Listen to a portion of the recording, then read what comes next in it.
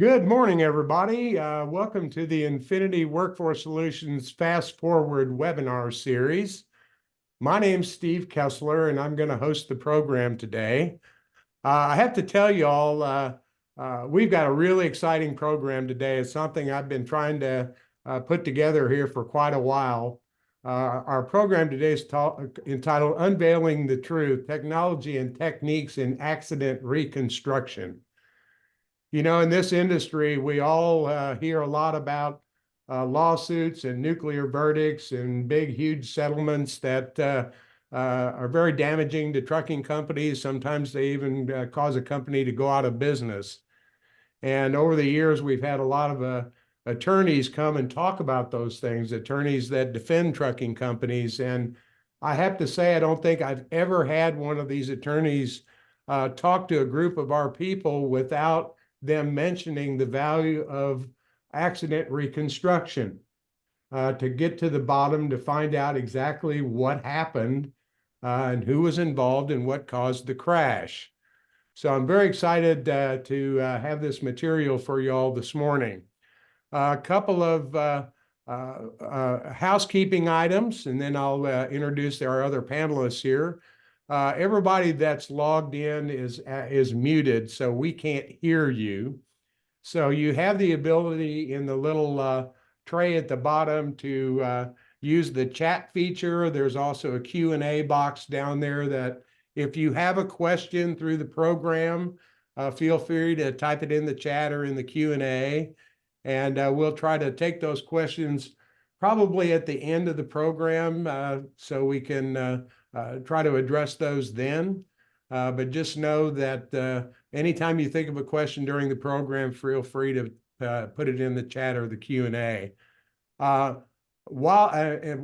I get ready to introduce our guests, why don't y'all just jump on the chat, tell us who you are, where you are, and what company you're with, so we kind of get an idea who's out there. So while y'all are doing that, I want to introduce our regular co-host, Mark Ray. Those of you that join our webinars frequently will recognize and know Mark. Mark's an industry veteran, 35 years or so, I guess, Mark, now. And I think in Mark's history, he's been involved in quite a few lawsuits. Mark, what do you think about our topic today? Oh, it's a fantastic topic. The data shows that well over 50%, I'm going to say 70% of the truck car crashes, the fault does not lie with the truck. Now, that's easy to say, but not that easy to prove. And therein comes in Marcos and accident reconstruction and being able to reconstruct the accident so you can validate and present a case of, hey, we weren't at fault. We were just motoring down the road and something happened. But again, easy to say, much more difficult to prove. And I think another thing that we need to keep in mind is when you have a serious accident, what do you need to keep? What data is out there? What pictures, what things that can be used for a reconstruction? Just because trying to do a reconstruction 6 months after the event can be a little challenging. So I'm really looking forward to today's presentation. Yeah, me too. And I'm excited that we're all going to kind of learn a little bit more about what accident reconstruction is, what they actually do, and perhaps maybe what we can do as a trucking company or people in the trucking industry to make sure that we've done the right things to allow the accident reconstructionists to give their best outcomes, and their best analysis. So let me introduce you all to Marcos Salinas. Is it Salinas or Salinas? I forgot to ask you. Salinas, yes, you got it right. Mark received his Bachelor of Science degree in Mechanical Engineering with a minor in Business Administration from the University of Texas at San Antonio. He is a senior mechanical consultant for SEA Limited and is responsible for investigation and analysis of motor vehicle collisions. Mr. Salinas is experienced in the reconstruction of incidents involving passenger vehicles, commercial vehicles, motorcycles, bicycles, pedestrians, as well as rail and other large industrial equipment. He has expertise in the retrieval and analysis of electronic data, including passenger vehicle safety systems, heavy vehicle safety systems, as well as other complementary systems, including but not limited to dashboard camera recorders, telemetry devices, infotainment systems, and GPS trackers.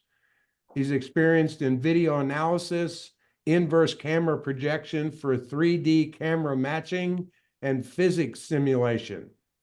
Mr. Salinas is proficient in the use of four-dimensional analysis for the evaluation of complex relationships dependent on space and time. Mr. Salinas' experience and expertise also encompasses the investigation and documentation of large-scale disasters, including marine explosions, crane collapses, pipeline failures, and structural failures. He's practiced in the creation of comprehensive forensic digital twins and high-fidelity 3D models by merging LiDAR, low-altitude aerial video and photography, as well as terrestrial video and photography. Wow. Ladies and gentlemen, please welcome Marcos Salinas. Marcos, take it away. Thank you. Good morning to everybody. I know Steve said a lot, and I appreciate all of those details. The takeaway here is the focus is on forensic preservation, right? Any of the evidence you're looking for, any incident that occurs, the only thing I can analyze and thereby be able to communicate a disposition on is wholly contingent on what information was preserved.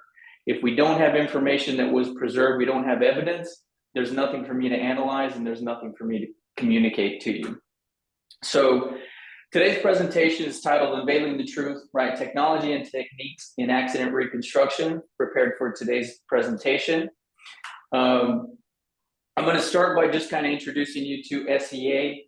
SEA is a forensic engineering firm. You can see on the slide, we have over 16 offices and locations across the United States.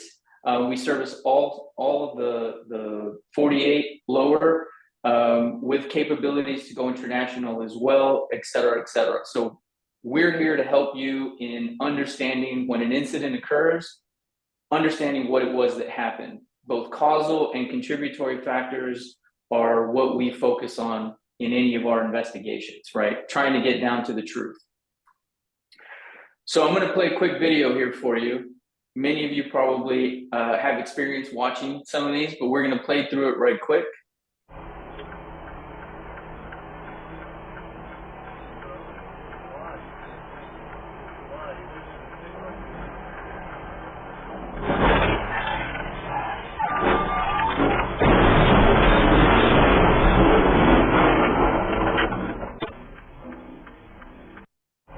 So pretty bad crash, right? And so the first question being asked, right, is, well, who's at fault? Is it the truck for changing lanes? Is it the pickup truck for changing lanes? What are the stories? You know, video says a lot, but it doesn't necessarily say all of it. We'll talk about this further in our as we wrap the program, but I wanted to give you something to think about. Here we're going to look at another video. Similar scenario, right? We've got a pretty bad crash. Questions that need to be answered, right, is, well, what happened? What do we know? The video says a lot, but it doesn't say it doesn't communicate the full picture, generally. So think of those two. We'll get back to them, like I said, at the end of, towards the end of our presentation. We'll look through those case studies. Those were two incidents that SEA worked on in support of litigation. And like I said, we'll talk about them more as we get to the end of our presentation this morning. Steve has already done a great job of introducing me. I don't think I need to go over that. So today's agenda, we're going to focus on three primary parts to the reconstruction process. One is the investigative process. Second is the analysis. And third is communication. Each of these builds on the previous. So as I mentioned to you before, I communicate to you or two stakeholders, right, which may include the jury, your insurance carrier, safety director, personnel at your company, what the analysis says, right? My analysis is wholly based on what I learned through the investigative processes. If I have nothing to investigate, I have nothing to analyze, I can't tell you anything. So keep that in mind as we go through today's presentation. Preservation is, if there's anything we take away from today, preservation is key. If it's not preserved, there's nothing to analyze, there's nothing to communicate. So what kind of starts the investigative process, right? You have an incident like we just showed in those two videos, something has happened. So after it's happened, you receive the initial call, you get told, hey, I've been involved in an accident. We know what, what is your driver telling you? What details do we have? Sometimes those are really hard to come by because it's in certain instances, these crashes are traumatic events, right? They are incredibly violent. They're very loud. They're very disorienting. So sometimes it's difficult for your employee, your driver, to communicate, what's going on clearly and concisely. But as you get started in this process, right, that's your first order solution, right? The first approach is, what do we know? What can we rely on? Second to that, we also look into crash reports. Law enforcement, when called to one of these incidents, will prepare a crash report. I'm sure many of you have gotten your hands on crash reports. Reading through them sometimes can be a little challenging. I will caution you as well. Sometimes the information is sometimes not as comprehensive as you would hope. Sometimes there's some inconsistencies with the physical evidence compared to what you find in that crash report. At the end of the day, these are all just pieces of information, right, that we're pulling together in our investigative process. So vehicle location is another one. Once you know that an incident has occurred, where is that vehicle going to be taken to? Is it going to go to a tow yard? Is it going to your facility? Is it going to somebody else's facility? Is law enforcement, for example, going to impound the vehicle? With many vehicles, and we'll talk about this a little bit further as well, many vehicles today have electronic data recorders. That's the EDR. We need permission, right? If it's your vehicle, we want to document that you're giving us permission to go in and extract this information from your vehicle. Different states have different laws pertaining to who owns the electronic data that's recorded on your vehicle. A great example, if any of you guys lease vehicles from any of the major providers, two of them come to mind off the top of my head, but if you do, those leased vehicles are owned by the company leasing the vehicle to you. In certain states, that data belongs to them because they own the vehicle. And in order to gain access to that electronic data, we need the permission of the company that you're leasing the vehicle from. So sometimes this goes beyond just, hey, I'm leasing the truck, you go out there, it's my permission. Sometimes that's not how it works, right? So being familiar with those kinds of things is very helpful. If you have a law enforcement contact, when your incident first occurs, the law enforcement agent that arrives will usually communicate with your driver their information so that they know, what's the crash report number, who do I need to contact or who might be contacting me. Having your driver having this information available can be incredibly helpful as we move forward through the process. I have had instances where we've been called on a crash, evidence is available, but it's not clear exactly where the vehicles came to rest, for example, or where the vehicles were taken afterwards. Being able to contact the law enforcement agent who is investigating the collision, they sometimes will provide us with a general understanding of, hey, this is what I found when I got out there. This is what I did. I left paint marks where I found the vehicles, or I found this evidence at this location. They can start to shed light on some of the processes that they undertook while they were out there. Another great resource in the investigative process is news and media research. Today's day and age, this is another great example. Instagram, which I know sounds counterintuitive because that's not a generally, it's not a common, it's not a first go-to for news or media. However, with the younger generation, it has become one of those first resources for news and information. A lot of people driving by, you have a major crash that happens in a very populated area. You might find that on Instagram, Snapchat, X, any of the social media platforms, where you'll find people who are driving by, some looky-loos, going by an incident, will start recording, and they will post that to their media feeds. There's also even accounts that compile a lot of that information. So that's another resource of information that we look through, and that can be helpful in understanding what happened in your incident, right? Final rest locations, for example, scene evidence that's volatile, like tire marks, fluid sprays, things of that nature, debris patterns, can all be gleaned from some of that digital information coming from the internet. Continuing through the investigative process, once you gain the information about your incident, your vehicle VIN number allows us to look for research specifications on your vehicle, what kind of electronic data we might expect. For a lot of you guys running commercial vehicles, a Detroit diesel engine is going to have slightly different information than a Cummins engine. A Volvo or Mack engine is going to have different information than we would get from Cummins. A Cat engine. All of these different engine manufacturers on the heavy vehicle side have some variation in the data that's being recorded. The same goes for passenger vehicles. On passenger vehicles, you can get slightly different information from one passenger vehicle to another passenger vehicle. Newer systems today are, for example, Toyota has a really comprehensive safety system with their lane departure warning, collision mitigation, that allows us to go in and pull video potentially, or images of a sequence leading up to a collision. Getting us that information, looking through that information is important because it allows us to not just set an expectation of what we might find when we go out for an investigation or go out for an inspection of a vehicle, but we can also prepare ourselves with the equipment that's needed to access those systems.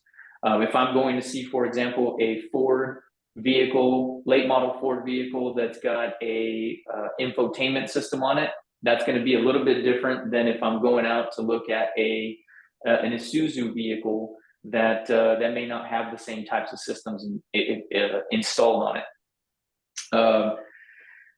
Some other stuff, commercial vehicle inspections. As I mentioned before, the equipment that we need also includes testing, for example, braking components. So that's some other stuff that we do to prepare ourselves when we go out for inspections in support of these investigations.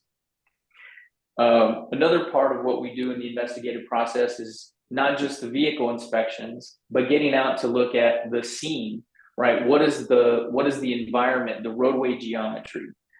Sometimes you can see here, there's an excerpt, a diagram from a law enforcement crash report, or a crash report prepared by law enforcement. Got a lot of information in there, right? A lot of arrows pointing here and there, a lot of unit numbers. Sometimes they do a good job of trying to communicate where vehicles were, what the understanding is, but there is no substitute for getting out to a scene and taking a look at the physical evidence that actually exists on that roadway. Tire marks, fluid spills, as I mentioned, gouge marks, scratches on the surface of the roadway. All of that tells a story that is unique. The more information we have, the more unique a story that we can tell. Less information, the more we have to accept the possibility that other scenarios are plausible, right? Another thing to point out here is the use of unmanned aerial vehicles, or UAV systems. This is what we would generally refer to as a drone or other low altitude aircraft that fly local spaces above a roadway or along a roadway corridor to document what that vantage point is. And we'll get to some data here in a second to show you just what that perspective allows us to see. One thing to keep in mind is that when we go out to fly these unmanned aerial missions with drones, there are airspace restrictions around airports, around helipads, things like that. This is where getting good information on where your incident actually occurred, GPS coordinates are really helpful. Signage of where your driver was at can also be helpful as well in identifying the precise area where we're going to be investigating this collision so that we can prepare ourselves to deal with any airspace restrictions. So let's kind of talk a little bit about the critical evidence that we find at a scene. As I've talked about before, tire marks is a very common one. Gouge marks, scratches, right? The roadway surface is permanently defaced because of these things, right? Tire marks go away. Gouge marks and scratches generally are going to last until that roadway surface is repaved. Fluid trails. This is another one where that first rain that comes after the incident has occurred might wash away those fluids, right? They might last a little bit longer than a single rain, but some of them don't. Water, for example, like radiator fluid, after it dries up, it's gone. Some of you guys dealing with the diesel exhaust fluid, that leaves a very specific type of crystal structure when it dries that is available until it's dissolved by, again, that first rain, right? These are the types of evidentiary elements that we're looking for when we go out on a scene inspection. There's also debris that can be important. One thing to touch on the debris side, keep in mind that there are roadway crews, right, that run by, cleaning up the sides of the road. So that evidence is not going to stick around, forever, most likely. Sightlines, this is another one that, if you have an incident where your driver tells you, hey, I couldn't see, or I didn't see, or you have any reason to suspect that there was a line of sight restriction or a visual obstruction that was present at your incident scene, depending on what the obstruction was, for example, here it's the roadway geometry, that's going to be there whether I go today or whether I go in 6 months, right? But if you have, for example, foliage, there's a set of trees that are growing up along the side of the roadway there. If it's fall, the line of sight restriction is going to be a bit different than if it's the middle of spring, right? Because the season in that sense, or in that scenario, is going to influence where the line of sight or where the visual obstruction is, where it exists and where it resolves. So that's also an important piece. Final rest positions of the vehicles, also really important. If your driver or parties that were involved were struck, came to rest, but then moved the vehicles, that changes how we do the calculation, how we analyze the subject incident, right? A vehicle that was struck and came to rest 10 feet after it was struck is going a lot slower than a vehicle that is struck and then travels an additional 100 feet, right? Without that information, without knowing where it actually came to rest and then was moved versus not knowing that it was ever moved, changes what the outcome or what the science would say, because it's dependent on some of the assumptions that are made as we go through that process. Another one to point out is surveillance video. You have an incident that occurred within a very populated area, having us go out early on to go and preserve the scene as well as any evidence in the area. Surveillance video is going to be a great one, right? One of the videos that I showed you earlier is from a surveillance system of an adjacent business to the intersection where that crash occurred. If we don't get out there, or somebody doesn't have the presence of mind to preserve that video, most surveillance systems are keeping or have a retention schedule somewhere in the weeks time period or time period, in the sense that some of these systems overwrite data 7 days after it's recorded. Some of them will last for, or will keep data. The retention schedule is 2 weeks. Some of them do it until the system fills up with information, and then it starts overwriting the oldest information. None of these, I would caution you, none of these are a set, always and forever type of scenario. It's always a look and see. We've got to go ask the business owner, hey, did you capture this information? Did you save it? On the front of surveillance video, oftentimes law enforcement don't know how to interact with the system. The business owner doesn't know how to interact with the system. And so the catch-all or what the effort that's made is to just record a video of the video. That limits what information or what analysis can be done with that surveillance video because it isn't in the original format. That's especially true today with generative AI, right? Where you can have artificial intelligence create imagery or modify imagery or generate videos and sequences. So it's really important that we try to obtain the original footage when we go out on these investigations. Some other critical evidence related to the vehicles. We're looking at overall exterior and interior dimensions. What can be seen from a driver's seat? What are the damaged areas? What do they extend to? Is it localized to the front corner? Does it extend along the full length of the vehicle? What do these damaged areas look like? Is the engagement such that it's a shallow side swipe, or is it a more pronounced deformation pattern where there's a clear impact with higher speeds? All of these are pieces of information that help us as we go into the analysis portion of our investigation. Tire condition. We've got a wet roadway where vehicle control was at issue. You have a trailer that yaws out or starts to jackknife on a driver. What was the condition of your tires? Is there any avenue for somebody to pursue an allegation that maintenance is at issue? Documenting these things and knowing this early on can be incredibly helpful to the investigative process and the analysis that's done later.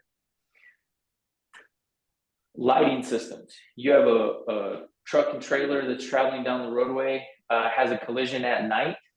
Were your lights working? Were all the lights working? Are there components that are or lights that were inoperable at the time? And that cuts both ways, right? If we can demonstrate that all of your lighting systems met the requirements that are stipulated by the CBSA, then there's no angle for somebody to pursue on that front. But how do we prove that? Do we have at-scene photos? Does body cam document that the lights were on when law enforcement showed up? Does dash cam do the same? All of these are pieces of the puzzle that help us paint a more and more detailed picture. The more information we have, the more restricted the possibilities are on what it was that happened. Retroreflective tape is another component in the conspicuity aspect of nighttime crashes, right? Did your truck and trailer have reflective tape or conspicuity treatments that were in good working order, in good condition? Were they covered with mud and soil? Were they just put on? Have they been there for 3 years?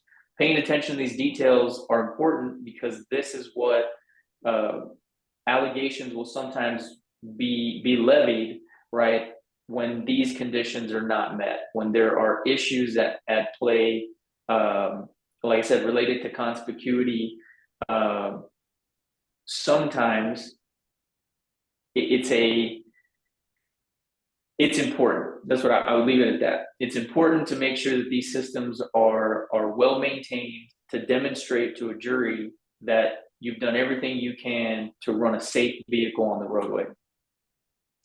Another part that we look for in our investigative process, sometimes the odometer or engine hours or fault codes generated on the vehicle can also help in the investigation. The odometer helps us establish a correlation between the electronic data that's retrieved from the engine control module, for example, or from an ABS module.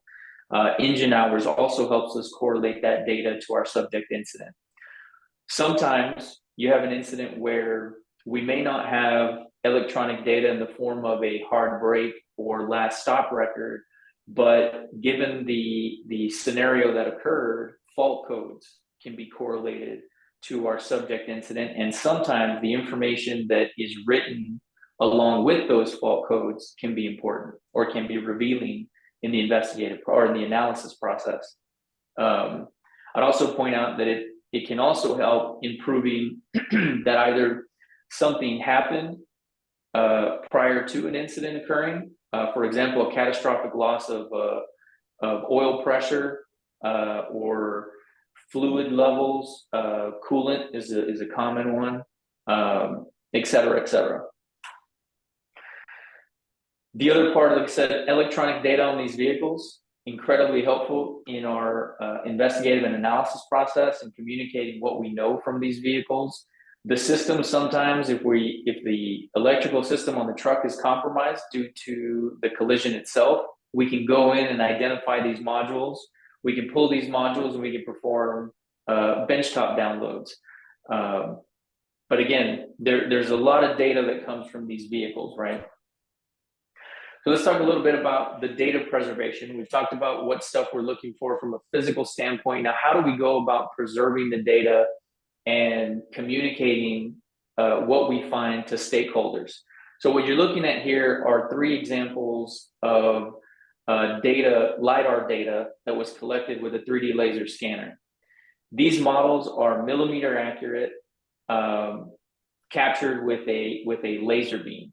So the laser comes around, captures these models. We then process them, and that gives us the ability to take these models from wherever we investigated the vehicle itself or inspected the vehicle itself. We can bring everything together in a digital environment. This type of preservation ensures that even if the vehicle gets sold or is put back in service, is that we have a very accurate digital representation of that same vehicle for the purposes of our analysis. So here we have a motor vehicle collision, the scene of a motor vehicle collision that I had the opportunity to show up at, and everything is here. So it's a great example of a crash that had just happened. And I'm going to use this as an opportunity to kind of run through some critical evidence that goes missing very quickly or deteriorates very quickly after an incident occurs. So in this scenario, we had a passenger vehicle SUV. It's up in the top left corner of the image frame, and we had a motorcyclist who was going straight through an intersection. Now, when I showed up, I started laser scanning this environment, and law enforcement was there, firefighters were there, a whole staff of first responders were present, and they allowed me the opportunity to come in and preserve this scene. Now, at first glance, it may look pretty straightforward. You've got the SUV in the left, you've got the motorcycle kind of center frame.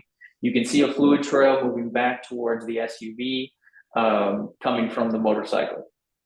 Now, a couple of things to point out here in this image is that we also have the position of a witness. That red Jeep in the top right corner of the laser scan of this image was able to give a statement to law enforcement. And because I was able to preserve the location of their Jeep, we knew exactly where their vantage point came from, right? So correlating that with the witness or with the statement that witness gave to law enforcement was incredibly useful in this incident. Now here, zooming into the motorcycle, we have the location of the motorcycle, right? We have a damaged model of the motorcycle, but I'd also point out, you see the tennis shoe that's to the right and down near the motorcycle, near the fuel tank. Beyond that, we also have a damaged model of the SUV. Now, with this information, right, we see in the impact to the SUV is pretty much centrally located. We have an impact just near the logo, the emblem on the front of that SUV. The impact location, impact orientation is well evidenced from what we have here. Now, I point this out here because shortly after I completed this laser scan, firefighters came over and put a pickaxe through the hood to peel the hood back in order to cut the battery cable. So sometimes, right, in this instance, for example, sometimes the evidence is going to change even while the vehicles are still at the scene. Another element here that I want to point out is when this motorcyclist was involved in the collision, he was actually thrown from his motorcycle and landed across the intersection. This was only evidenced by 2 blood splatters that were on the pavement when I completed my laser scan. Now you can bet that those blood stains, which memorialized where this rider came to rest and would then be used in our analysis, these blood stains would have very quickly deteriorated, either with first responders, firefighters in particular, washing the roadway surface, because generally speaking, first responders try to clean up the area to protect the general public from seeing this type of evidence on the roadway. So like I said, if I had not been there to collect this evidence, or if photographs had not been taken to preserve or memorialize this location, we are left in the analysis portion of this process. We're left to either rely on what the officer has stipulated in his report or what he has documented. And sometimes that documentation is not as accurate as we would hope it would be. Here's an example, an interactive example, or a video fly-through example of the same laser scan data that we're using to preserve and memorialize the evidence both at the scene and of these vehicles. This is a laser scan that was done in New York City, but as you can tell, as we fly through this area, right, we have very accurate details on a lot of the information that's in these environments, or in this environment particularly, right? And this was in the park. This consists of something along the order of 62 scans done over the course of a 12-hour period, but you can see just how massive an area that was preserved here. And at any moment, right, because we have this digitally preserved in a 3D environment, we can return to that environment to explore different perspectives, to review the evidence that was present, and to search for evidence that perhaps wasn't abundantly obvious given the first set of information we received, but became more obvious once we received additional information about the incident.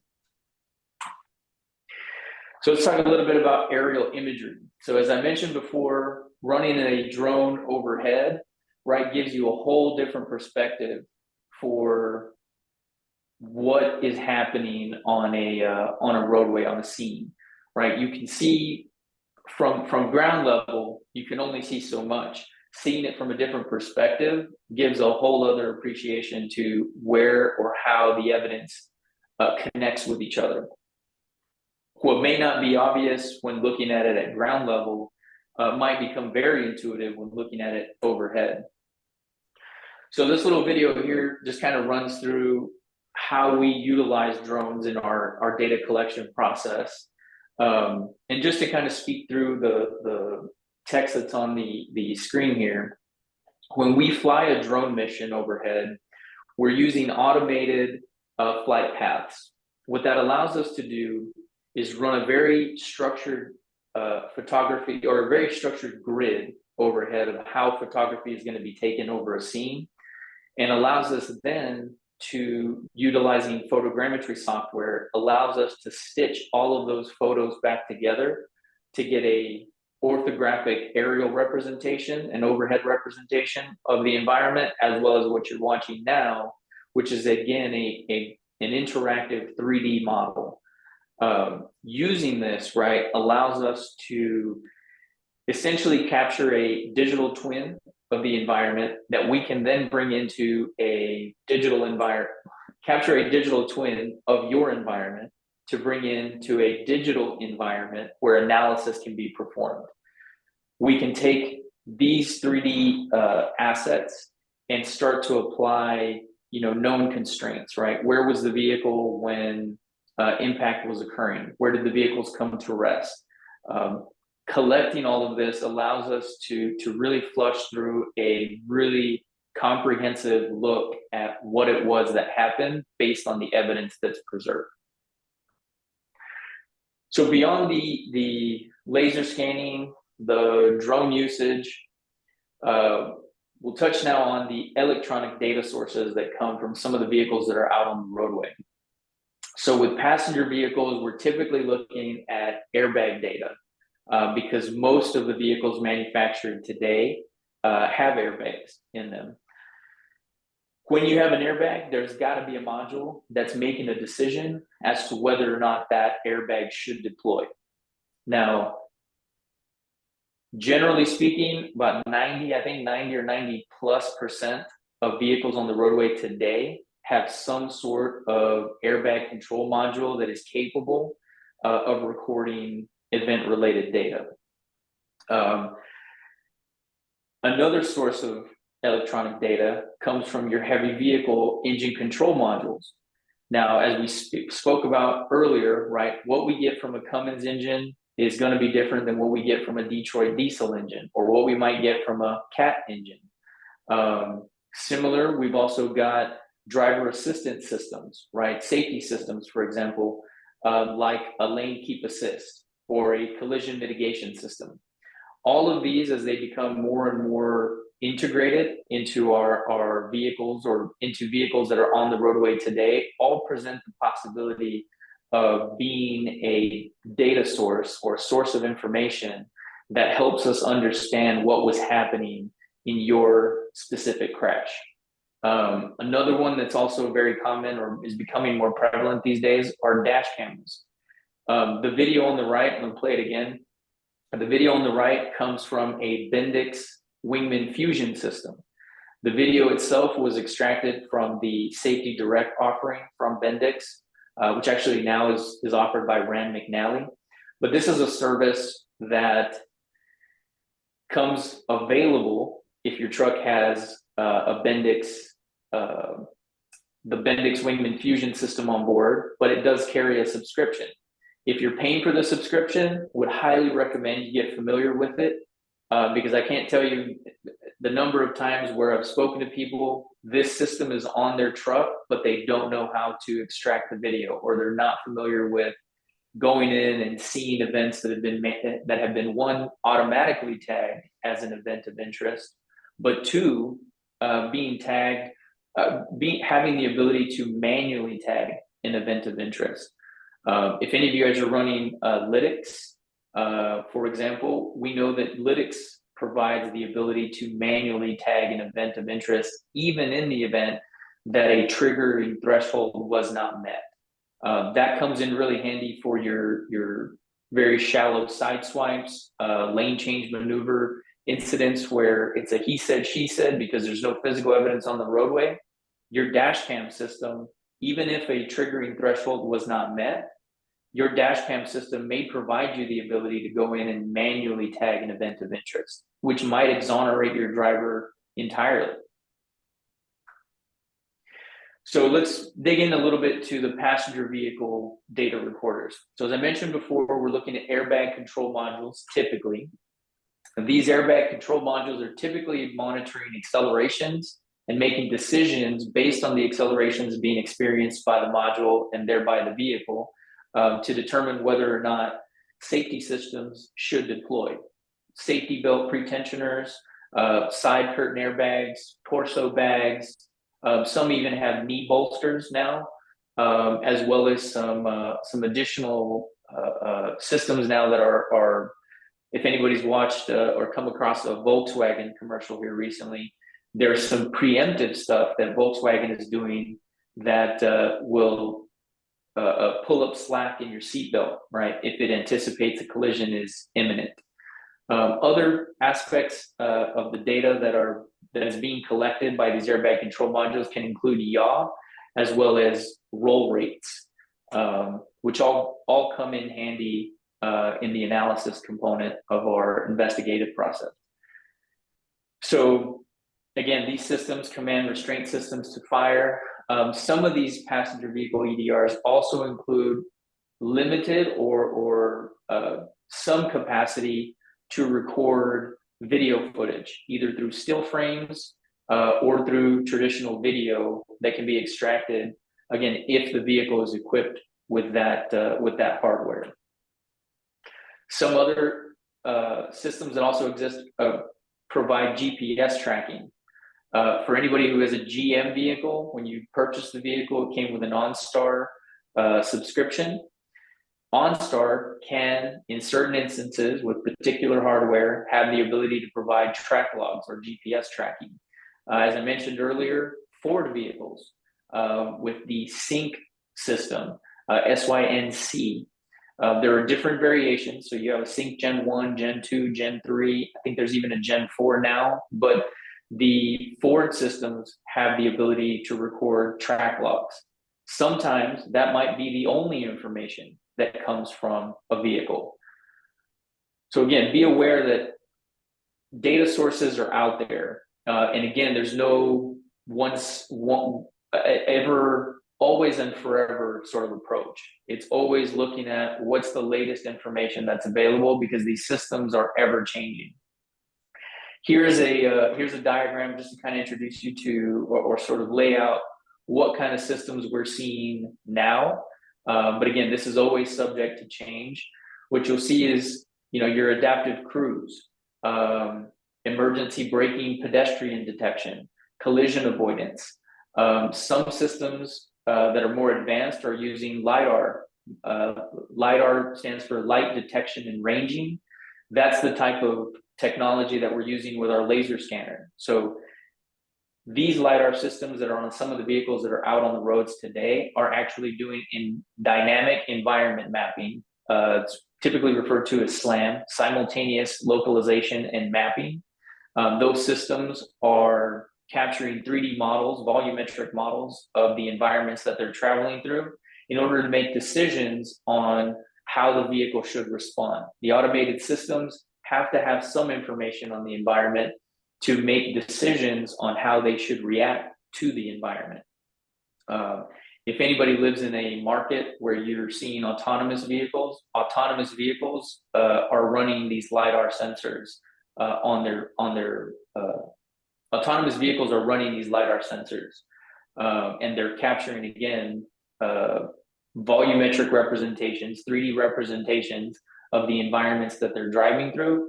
And those vehicles are utilizing that LiDAR data to make decisions on conflicts, conflict resolution. Do I brake? Do I steer? Do I do a combination of the two, et cetera, et cetera. So commercial vehicle EDRs. And again, EDR, we're talking here about electronic data recorders. Now, typically the systems that we're imaging for these data sources, the data sources where this is coming from, they're generally geared towards managing mechanical and electrical systems. That's why you hear us talk about engine control modules or ABS modules like a Bendix or a Wabco module, safety systems like Detroit Assurance, the Bendix Wingman Fusion, et cetera, et cetera. The data sources extend to several ECMs on a truck, as I was just discussing. They do come from the engine, they can come from the transmission, they can come from some of the emission controls that are on these vehicles, cab and chassis controllers, brake controllers. You will find on some of these, Cummins is a great example, where there are caveats that are included with these printouts that indicate they are not intended for accident reconstruction. However, through research done within this field, we've been able to show that the data is reliable for the purposes of accident reconstruction. So just be aware, even if you hear that being tossed around, there are ways, or there is effort put forward to validating the data that we're relying upon. And if we can't validate it, then that's something we account for as we go through our analysis process. Similar to passenger vehicles with GPS tracking logs, as I mentioned before, heavy trucks also sometimes have the capability to include GPS tracking logs. Aftermarket systems like Geotab, I want to say Smart Drive also has the capability to have a GPS antenna that is tracking your vehicle's position over time. Lytics is another one that has the potential to have GPS tracking logs. So be aware that those data sets do exist. And similar, as I mentioned before, dash cameras, right? Lytics, Smart Drive, Motive. There's a variety of these on the road today. Many of you, I'm sure, are familiar with what you have installed on your fleet. Being familiar with the interface and the capabilities of those cameras is something I would highly recommend, because you don't want to be learning on the fly when you've got a large exposure with a really bad crash. That's not generally the time to start perusing the system to try to learn some things. Test it, be familiar with it. If you have questions, somebody like myself who has experience with these systems can be very helpful to the overall data collection and preservation processes. Safety systems for commercial motor vehicles. Again, Bendix Wingman Fusion, Wabco's got some systems that are out on the field or out in the real world today. They're doing a variety of tasks: blind spotter, pedestrian, forward collision mitigation, lane keep assist. Be familiar with what your trucks have. I'm sure if any of you have fleets with these vehicles on the road, some of your older, more traditional drivers probably give you a fuss every now and then when the systems engage. One of the common topics I hear from older drivers is that they don't like when the safety system intervenes, right? But they're there for a purpose, and it doesn't mean that they're always doing the right thing or always correct in the way that they react. Sometimes, you get false positives. It's a balance, right? One thing I would use this opportunity to point out is knowing also how to circumvent, no, that's not the right word, how to override a system intervention. And I'll give you a quick example. For anyone running a vehicle, a fleet with the Detroit Assurance System. Detroit Assurance System has the capability to apply vehicle braking all the way up to a full stop when a collision is triggered, or a collision mitigation trigger is met. Now, one thing drivers don't know or may not know, right, is that when that happens and the vehicle comes to a complete stop, or as the vehicle's safety system is intervening, they can override the system by hitting the gas pedal. A recent incident that I'm working right now involves a vehicle that met the collision mitigation threshold. Emergency braking, automatic emergency braking was applied, brought the vehicle to a stop, but the driver did not know how to override. He didn't know how to get the vehicle to continue moving down the roadway. He ended up being rear-ended by another driver who was inattentive. But those kinds of issues can be mitigated by training your drivers or staying familiar with these systems. So kind of electronic data summary, as you can see here on the screen, 99% of passenger vehicles produced in 2020 had electronic data recorders. Most heavy commercial vehicles have some sort of electronic control module on them. Engine controller, ABS controller, et cetera, et cetera. As we continue to move into the future, automated driver assistance systems, like the one I was just discussing, are becoming more common. Dash cameras as well are gaining in popularity. So is GPS fleet tracking with the electronic logging device regulations that are coming into effect. So here's an example of some engine control module data that was retrieved from a Cummins engine. Now, what we're looking at here in terms of what you see here, we'll retrieve from the ECM a graphical representation, which is what you see on the left, now, and a tabular representation, which is what you see on the right. The graphical makes it easy to view changes in the data. the graphical or tabular data, excuse me, the numerical data that's on the right helps us understand the precision or the level of precision that's available from the system, right? It's easy to see where changes are happening on the left when you represent the data as on a graph, or you plot the data on the graph, but it can be helpful to our investigation to be able to look at the numerical values, to be able to calculate precisely, for example, what was the decel rate based on the reported vehicle speeds? What was the change in the engine RPM? Or what was the throttle percentage being put in? Helps us understand some of these to a more fine degree. Moving into an example of what we get from safety systems. So you'll recognize the video on the right is one that we saw earlier, coming from a Safety Direct or a Bendix Wingman Fusion system. Along with the video, right, we see the graphical representation of data in the bottom right corner of that image frame. There is numerical data that comes along with this. That's an example of the Bendix safety system. On the left side, we have an ABA event or record, an automatic braking application, I believe. I'll have to double check on that. But the ABA event is referring to, let me back up there. The ABA event record on the left is from a Detroit assurance system. This specifically comes from the video radar decision unit. And you'll see that in the representation and the data that's been presented here, you'll see that we have column headings for object detected. That's indicating when the object in front of the vehicle was detected. It also gives columns for optic acoustic warning, haptic braking, emergency braking, the start and end of emergency braking.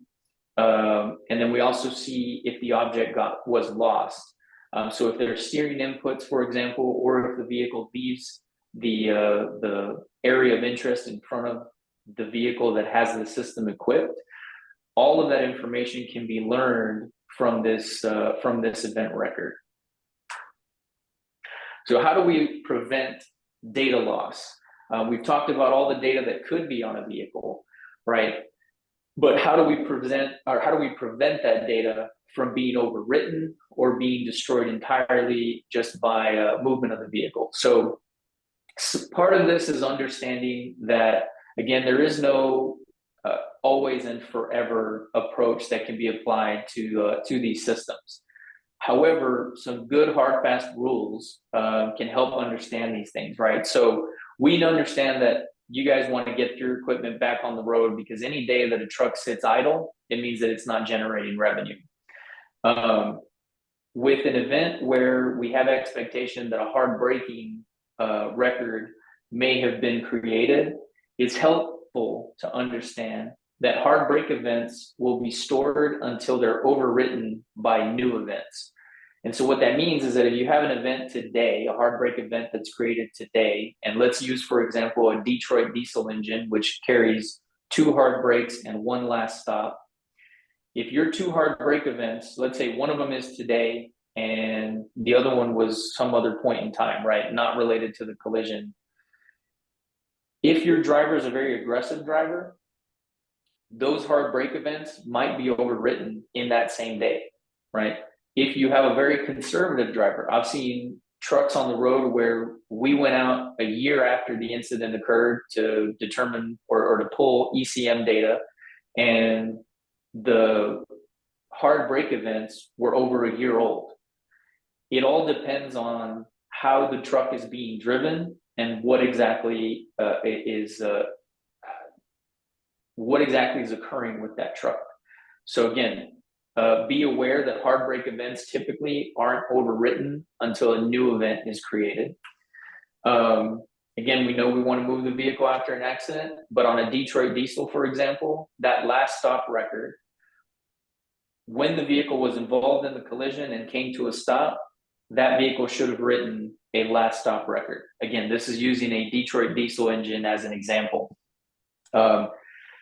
If that truck moves because law enforcement says, hey, get that truck moved down the road, I want it taken off, or your driver is instructed to do something, and it doesn't matter what it is, right? It can happen while it's at scene.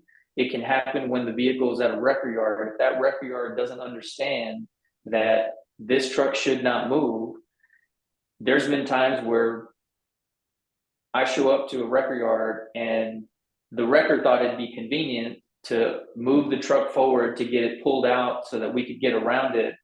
And in doing so, they moved it under the vehicle's own power, and that last stop record was overwritten. Similar can happen if, even if the truck is moved not under its own power. If a wrecker hooks up to the truck and the key is still in the on position, if the vehicle's speed sensor registers a non-zero value, typically in excess of about 2.5 miles an hour, if it registers that non-zero value and the vehicle speeds up and comes back down, that will overwrite a last stop event. Dash camera footage. As we were talking about before, learning how to preserve an event. Now, learning how to preserve an event can be incredibly powerful for you in the event that a triggering threshold was not met. Now, typically, if a triggering threshold is met, that video will be locked and cannot be overwritten or deleted in a without intention, because typically there's going to be some checks in your system to avoid deleting something of interest. However, if a recording threshold was not met and you have video that's contained in the dash cam, let's say a system that's keeping a runtime buffer like a Lytx system, if you don't go in and manually tag that event within the retention period, then that can also overwrite an event of interest.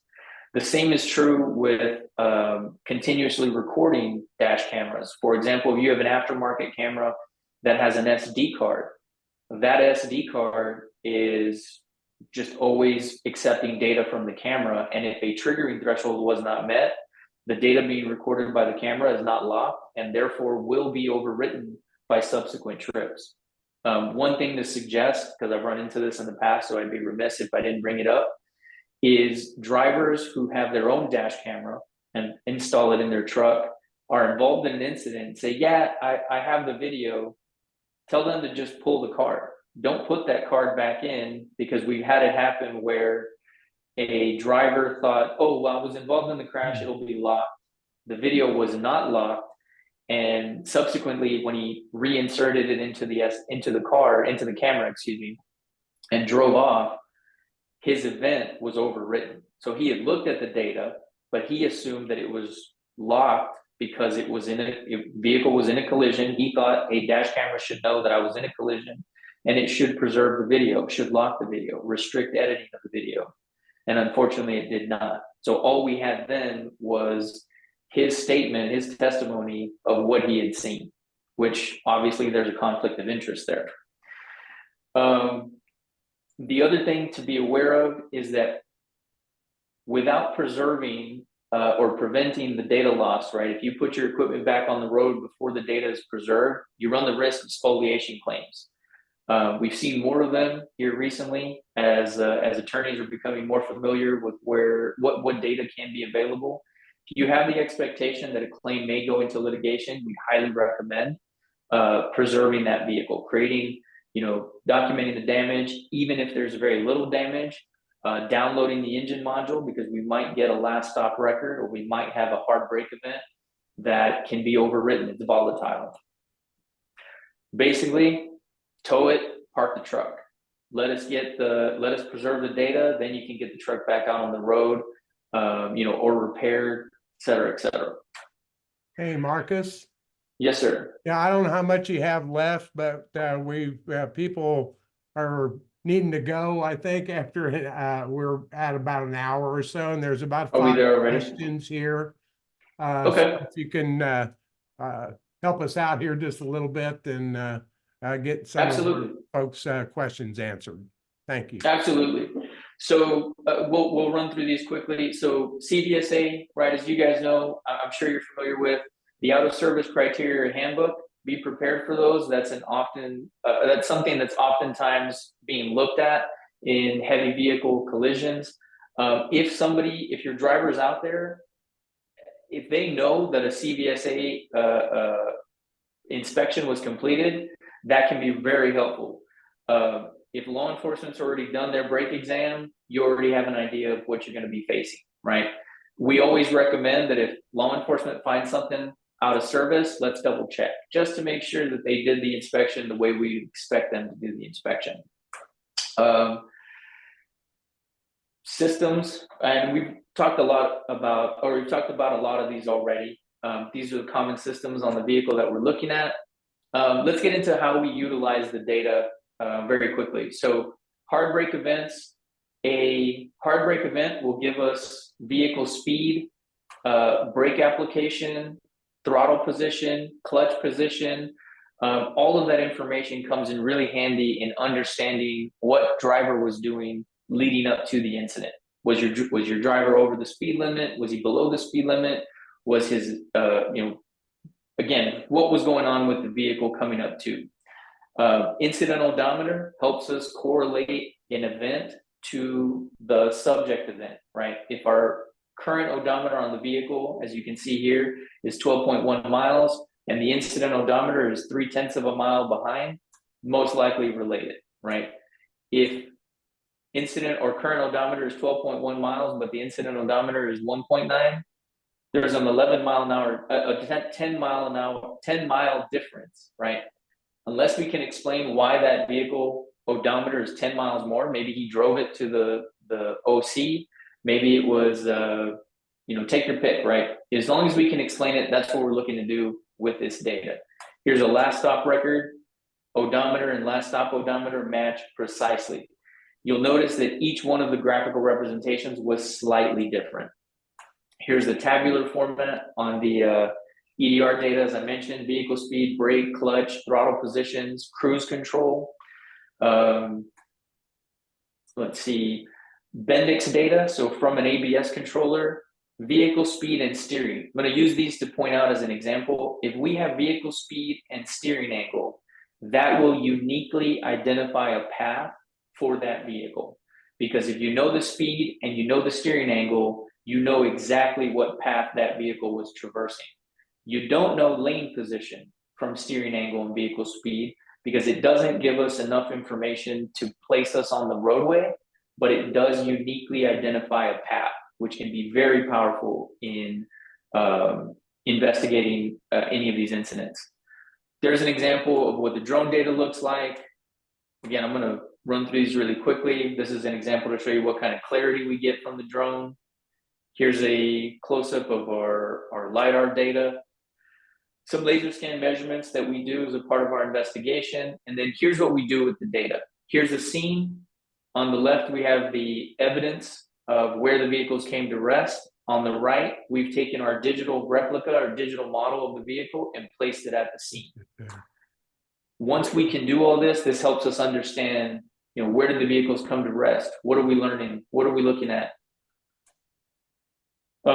These were the case studies, Steve. I think this is a good point, or a good place to stop if we want to answer some questions. If anybody wants to hang around, I'll go through the case studies, but I think this would be good to take a pause. Awesome. Man, this is fantastic information, Marcos. We do have some questions that have come in. I want to make sure the folks get their questions answered if we can. Yep. First question is, typically, how soon can SEA be on site? Does the drone get flown to the scene first? Accident scenes change fast to get vehicles off the road, towed away, etc. So that all depends on when you let us know. So I can give you an example. 3 weeks ago, I had a client who contacted me, said, hey, I had an incident that occurred today at 9 a.m. And they called me at noon. I was out there by 2. So it depends on when you alert us. As soon as you alert us that an incident has occurred, if it's I can tell you that's one example of getting there within 4 hours of the incident. There's been times where, incident happened at 3 a.m. and 7 a.m. I'm out there because I'm waiting for the sun to come up and I want to be there at first light. Because you're absolutely right. Scene evidence does change, and it does change quickly. Isn't that fun? Isn't that fun? Yeah, it's a joy. Perfect. Another question has come in. When it comes to phone records of the driver, have you seen it used against the driver for listening to podcast, music, books at the time the crash happened? Do you get involved in that? Great question. So I had an incident and we had dash cam footage, interior facing dash cam footage of a driver looking at his phone as he was traveling down the roadway, and he struck a vehicle that was broadside across the roadway, trying to help a good Samaritan, trying to help somebody who was stuck in the ditch, in the bar ditch. So if a driver, and this is how the jury found in this particular venue, so I think it would depend on your venue and how far you may want to defend this. But I would tell you in this incident, what was proven was that the driver was looking at Spotify. He was in the process of changing his music. The conclusion the jury came to is that they were not going to hold it against the driver for manipulating the radio, because, and that was the relationship they drew. The correlation was that, hey, it's typical for a driver to manipulate the radio while driving. Him looking at his phone to change the radio station is substantially similar, and they did not use it against him. But that is, I will tell you that, especially with juries today, that's a toss-up, because it depends on your jury and how your jury would interpret that. Absolutely. Mm-hmm. Someone else asked, how long is the EDR's data available in a truck? So going back to the conversation we had earlier about the EDR, it depends on the system that you have. So if you're looking specifically at an engine, right, CAT is different than Detroit, is different than Cummins, is different than Volvo and Mack. It really depends on what system you have. A last stop record, as I mentioned, will get overwritten as soon as the vehicle is driven again. Right. A hard brake event won't be overwritten until a subsequent hard brake event is generated. Cummins has 3, so you have a better probability of avoiding or mitigating the possibility of overwriting a hard brake event, because you've got 3 of them that would have to occur in order to overwrite the subject. But Detroit Diesel only has 2. Mack and Volvo only have 1. So how long it lasts is contingent on the system you have and how your driver or how the vehicle is being operated. Very aggressive drivers might generate multiple hard brake events at the same day. Very conservative drivers might only generate events once a year, one or maybe even less than that. So it really just depends. There's no time limit on the availability of data. It is contingent on system parameters and recording thresholds that are programmed in the system. Great. One last question, and then I have a couple things I'd like to say, and then because we need to wrap it up because people have to go here. So Sure. Last question is, with regards to moving a vehicle after a collision, parties involved have different priorities. Police priorities get all vehicles off the roadway. Mm-hmm. How do you prioritize preservation in a scenario like this, especially when injuries are a primary concern? Mm-hmm. I think, and there's a couple approaches here, but I think it's through coordination with law enforcement. If law enforcement, and most times I would say law enforcement who's investigating a collision with severe injury understands that there is electronic data or could be electronic data on a vehicle, if they're aware of that, the consensus is that they would tow that vehicle. So biasing towards towing the vehicle and educating your driver to turn the truck off and take the key. The reason I say take the key is because that ensures that anybody who wants to move that truck, if they intended to do so under the truck's own power, they would have to talk to the driver, right? It's not just somebody getting in the truck and saying, hey, I need to move this, just move it down. That's one aspect. 2 is the tow truck driver may not know that a key is still on, and they're not looking at it from a forensic perspective of trying to preserve data. So they just hook up to the truck and start it down the road. But if your driver left that key in the on position, it could be overwriting data. Yeah. So my suggestion would be to mitigate the possibility of losing data. I would say when your driver is communicating with law enforcement, that they request the vehicle be towed, especially again if injury or you have a high likelihood of litigation. I would recommend that approach as one piece of this.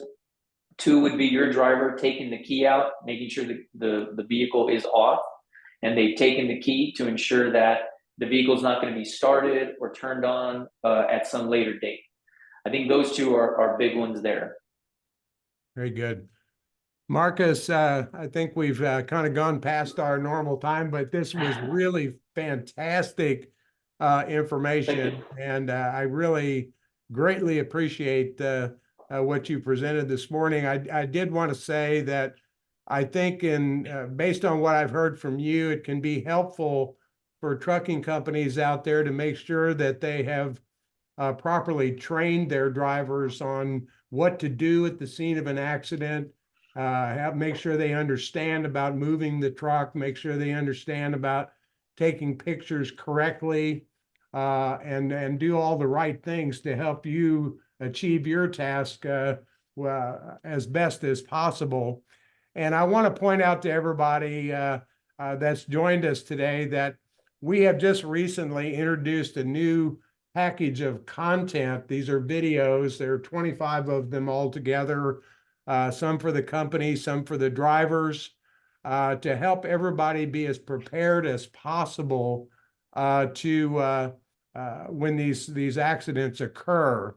So we've actually put together a package of videos that we call the Ultimate Defense video series. If you have interest in that content and need some content to train your drivers and your other company people, just reach out or say yes here on the poll, and we'll reach out and provide you with some information. There are 25 videos altogether, and I think it will tie very nicely into making sure that when you do need an accident reconstructionist like Marcos, that you have done everything you can do to make sure that Marcos can do what he needs to do and get all the available information. Marcos, do you have any final comments? Thank you so much, sir. It was one of the best things I've ever listened to in a long time. I wish I could have listened for the next few hours. But you may notice on the chat, there are a whole lot of people saying thank you. Fantastic, fantastic, fantastic. So thank you, sir. No, thank you guys for having me. I appreciate everybody for listening. I think the takeaway I would give everybody is just remember that if we don't have it preserved, there's nothing to analyze, and if we don't have anything to analyze, there's not necessarily anything we can communicate. But I would tell you that preservation is key, both at the scene, both post, and as you go through that process, it's a sticky process, but stick with it. Like I said, the preservation is the most important aspect of what we do, and how you guys can be helpful to us, since you're getting it firsthand. Absolutely. Fantastic, sir. Once again, Marcos, thank you. Mark, Ray, thank you. And thanks to everybody for joining us. We always enjoy having you on, and look forward to the next webinar. We'll be letting you know. Marcos, thank you, sir. Have a great day. Thanks to everyone for joining today. Thank you, guys. All right. Thank you. Bye, everyone.